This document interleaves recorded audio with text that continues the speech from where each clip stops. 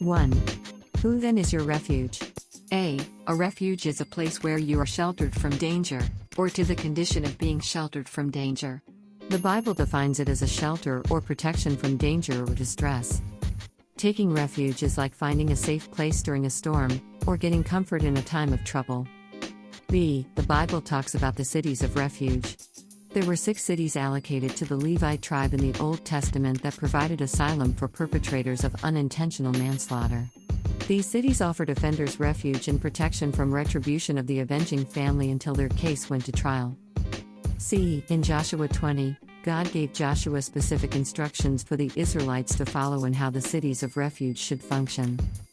I. When a situation arose where an individual unintentionally killed someone, the perpetrator was to flee to one of the 6 cities of refuge. Once arrived, they were to stand in front of the gate and plead their case to the elders of the city, who were required to admit the fugitive inside their gates and offer them asylum. 2. If an individual was to approach the gates of the city and demand blood justice from an offender that was being protected inside, the elders were not allowed to surrender the person in question into the avenger's hands. 3. The fugitive was required to live within the walls of the city until they came to trial before the gathered assembly. If the high priest ruled in favor of the fugitive, he was allowed to continue living in the city until the death of the said priest who had acquitted him died. After that, the offender was free to return to his own home. 4. If the offender left the protection of the city before the death of the high priest, then the one who sought vengeance had the right to kill him without being guilty of murder. Numbers 35:26-27.